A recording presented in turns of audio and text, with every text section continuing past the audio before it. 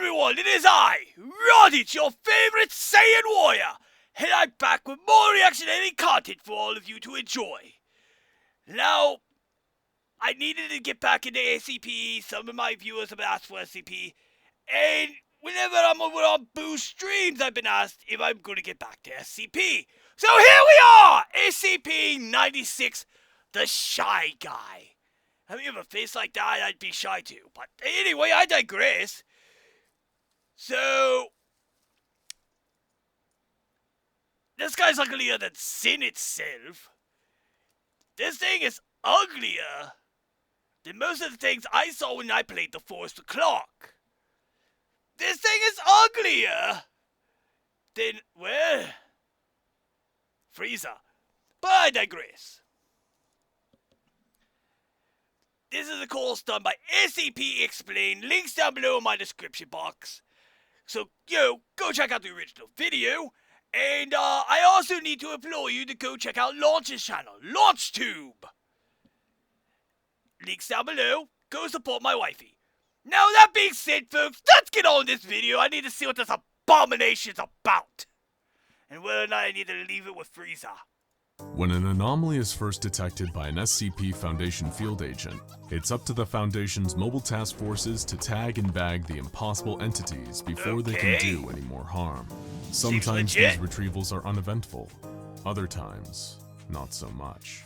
Especially when they're dealing with brutal forces of nature, like SCP-096. Also known as the Shy Guy, a creature that, from the very first interaction with the Foundation, had a reputation for being dangerous and needed to be feared.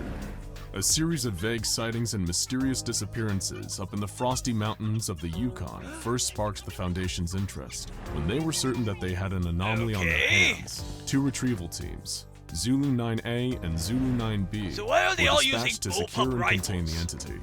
Zulu 9A took the lead in a heavy-duty chopper, equipped with 50-caliber GIU-19 heavy machine guns, and carrying an AT-4 anti-tank launcher.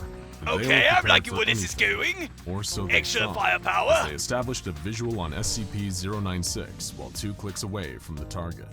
They couldn't get a clear line of sight on the creature, but it appeared to be stationary, docile, and was making no attempt to flee. Piece of cake, right? Little did they know that SCP-096 was just looking away from them. If it was facing towards them, it'd be a whole different horror story, as Zulu 9A were about to find out. The team landed their helicopter next to the creature and were shocked to see that it was completely naked, in spite of the sub-zero temperatures all around them. The creature was unnaturally thin, as though it had been starved for weeks, with bone-white skin and unnaturally long limbs. The team guessed that the creature's arms must have been at least 1.5 meters long, but its docile nature and insubstantial body mass gave the impression that it wouldn't prove too difficult to contain. That is, until they saw its face. Zulu 9A's captain was the lone survivor of the incident, as he was lucky enough to be looking away when the creature turned towards his team. The rest of the squad ended up staring eye to eye with SCP-096, and from that moment on, wasn't docile anymore. The creature began to whimper, then cry, then sob uncontrollably in a way that sounded eerily human.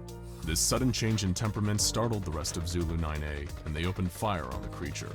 Under the hail of gunfire, SCP-096 entered a murderous frenzy and began tearing into the hapless squad of soldiers. While its flesh and organs did seem to take damage as a result of the barrage of 50-caliber rounds from the helicopter-mounted machine guns, its skeletal structure remained intact, and it continued its onslaught, tearing the team limb from limb, even after they'd blown practically all the flesh from the creature. The AT-4 anti-tank launcher proved equally ineffective at stopping SCP-096 while it was in attack mode. And it was only after slaughtering the entire team that it returned to its docile state. Nobody knows exactly what the creature did to Zulu 9A after the gunfire started, but no trace of the team was left behind. Zulu 9B touched down soon after, and with a grave warning from the captain not to look at the creature's face, they were finally able to subdue it. A bag was placed over SCP-096's face, which seemed to soothe it enough to move it to a nearby Foundation facility. Little did they know, they just obtained one of the deadliest SCPs of all time. And while it may have been under lock and key for now, it seemed inevitable that it would get out and cause more violence and chaos. Research and containment procedures for the SCP-096 were put under the command of Dr. Dan, a senior researcher at the site. It was his job to find out exactly what this being was capable of. And the more he tested, the more he realized that they were dealing with something truly terrifying. Disposable D-Class personnel were used to figure out exactly what it was that caused the creature to enter its attack mode. Just as it had during the initial retrieval mission, SCP-096 went berserk when any of the attending personnel saw its face. In this stage, it would enter a period of considerable and unstoppable distress for 1 to 2 minutes, covering its face and wailing loudly. When the period of distress ended, the creature would mercilessly slaughter every D-Class that had seen its face, and just like with Zulu-9A, no trace of their bodies would be left behind. Dr. Den was horrified and intrigued by this phenomenon. The creature killed anyone that saw its face directly, but could the same be said for indirect depictions of the creature's face, such as images and videos? Dr. Dan was desperate to find out. More D-Class personnel were brought in to test this, to frightening results. Dr. Dan found that the creature did indeed still enter attack mode when people saw pictures and videos of SCP-096's face. The creature seemed to have an innate sense of when people were viewing these representations, even when it should have had no conceivable way of knowing. It didn't matter how far away or how many barriers were in place between the viewer and the creature, the attack mode would still activate. And once it did, it seemed as though nothing could stop the creature from hunting down the one who saw its face. With all of this new data, special containment procedures were devised to keep the creature safely under lock and key. Its cell was a 5 meter by 5 meter by 5 meter airtight steel cube, fitted with advanced pressure sensors and laser detectors to ensure that SCP-096 remained in its cell without risking anyone having visual contact with the creature's face.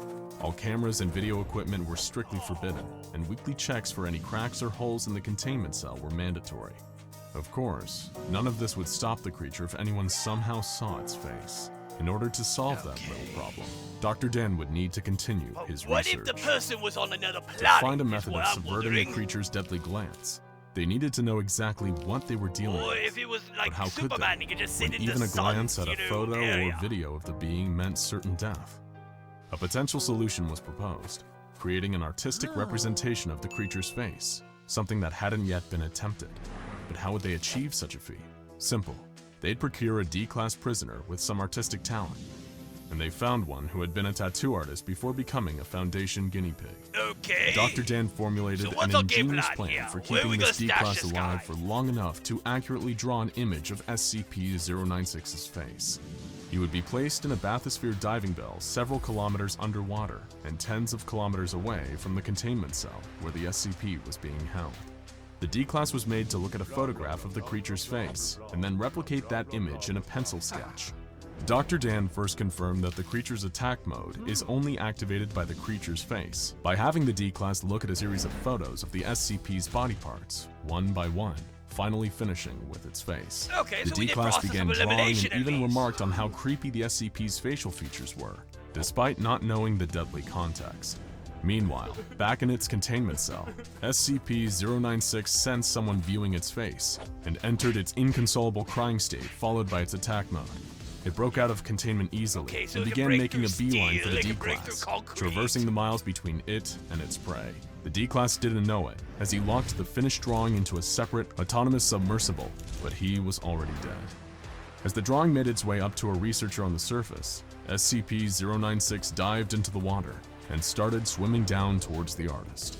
Minutes later, the bathysphere was breached, and the D-Class was torn to shreds.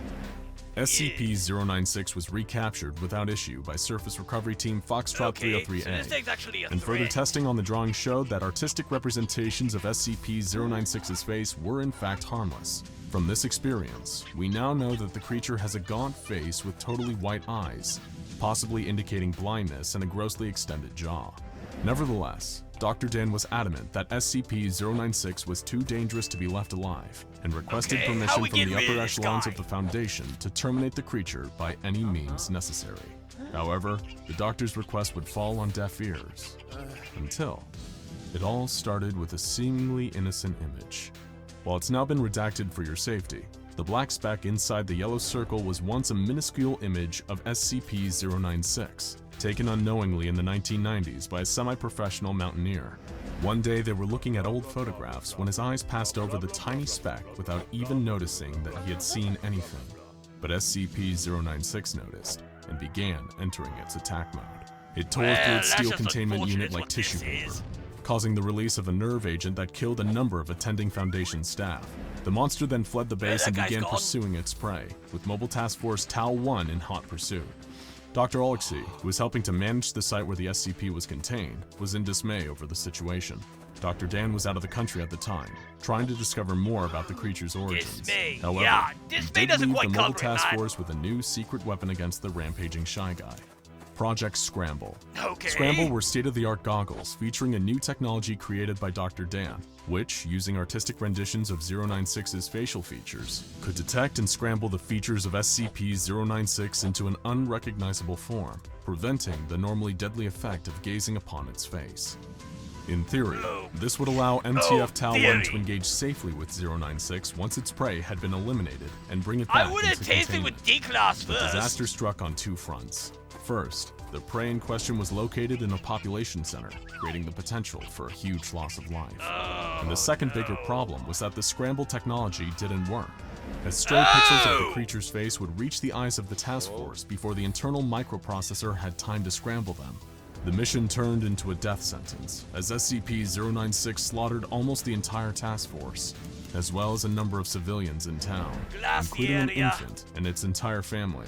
It was a monumental disaster, made even worse by a final revelation. Dr. Dan and Dr. Alexei had themselves facilitated the entire containment breach and allowed the resulting massacre to happen, with Dr. Dan hoping it would be enough motivation for Foundation Command to greenlight his research into destroying the creature.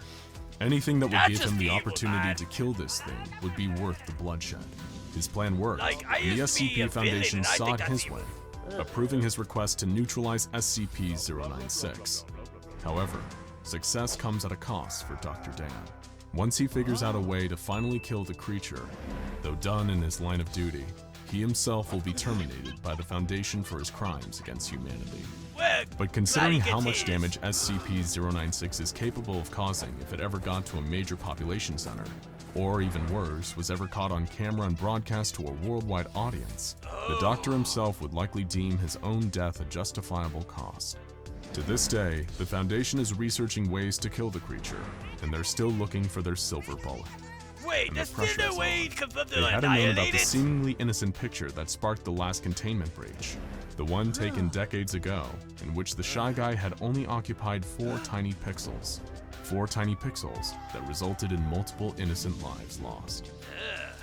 So be careful where you look, because who knows how many other photos of the creature are lurking out there. Photos with an innocent dot in the background. Your eyes glance over it, not even noticing the little blip, until you hear a distant wailing that seems to be getting closer and closer and closer. Yep, you're done. And then, it's already too late. Okay then, I'm